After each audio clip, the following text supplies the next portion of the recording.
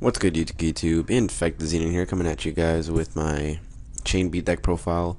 TCG legal, of course, because I would use the Evil Swarm or Verse, whatever, Thunderbird, but I want to stick to this deck being TCG only for the simple fact that, if I wanted to, I can simply just pick up this deck, pick up every card in it, and use it. Of course, I'm not going to because, the deck works great and all, but I'm not having too much fun playing it because it pretty much is and isn't an autopilot deck. Like, it isn't a, I forgot what people call it. It's not a solitaire deck where you can just play by yourself.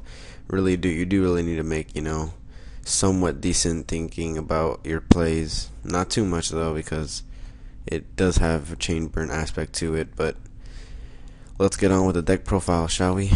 One Lava Golem, and reasoning behind Lava Golem is, they have two monsters on board. You can just start screwing around with them, and then if anything, compulse it or deprison or anything. Just make sure you don't get hit with that, because 3,000 isn't anything to laugh at.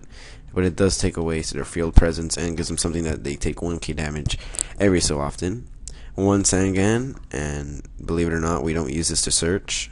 I mean, we don't use this as a tour guide target. We obviously just have it there for a searcher because we need it. We need to get these guys onto the field as much as possible. Sorry for the lag.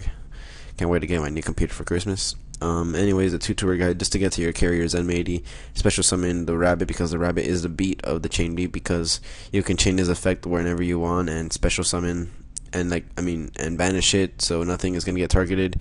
It really works really great with compulsory escape device, where you shuffle, each player selects a card and shuffles it back into their deck. And it's 1400, which is not much.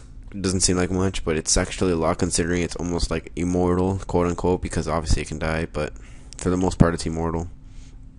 And 14 just burning directly it will kill them really quickly. And yeah. Then 2 chain strikes, because chain strike is so broken. It's a really good part of the chain burn aspect of the deck, or you can just have it any chain link 5. It does 2,000 damage. You can get it up to pretty much in a great amount. Like, maybe you can get it to chain link 10 if you're like a monster chaining and they're just chaining like an idiot back and forth. You can go chain link 10, and then, please correct me if I'm wrong, but I'm pretty sure if they're chaining, you get your stuff too. Then we get Dark Hole Monster Reborn.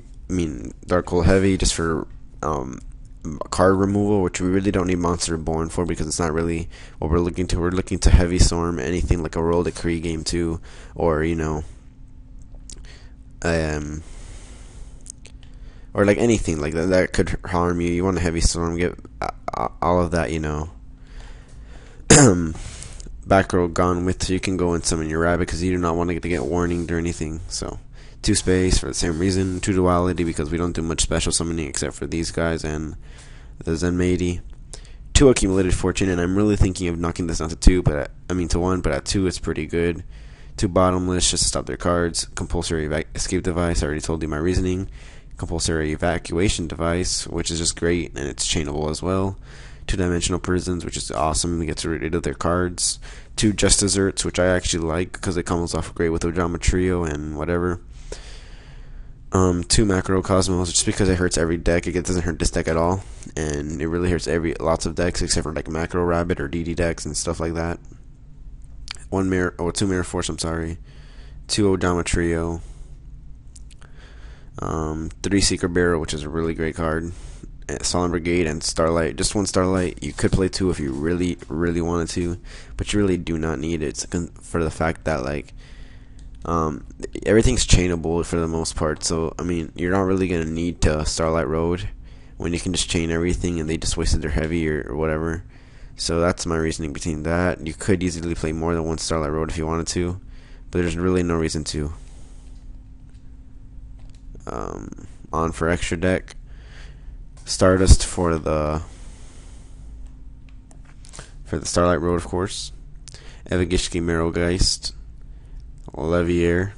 You can see all these exceeds, just have them there just in case. And except the Zen-Maidi is the card we're going to go into most. If we open up Tour Guide, you obviously want to go tour guides, and Meiji effects, and Meiji go to wind up rabbit. So you have a 1500. You can poke with it, of course, if you wanted to also.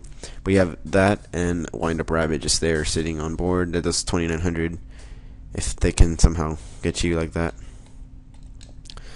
And for the side deck, we pretty much could side into, look, we go in Orichalcos, and then our right rabbits are 1900, and we're stopping them from going into their, well, not stopping them, I'm sorry, but just how, it's really good.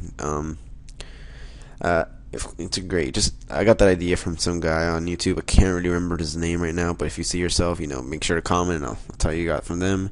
I got the side deck pretty much exactly like them. The 2 Gemini Imps for the Dark World mirror match. No, why would it be a mirror match?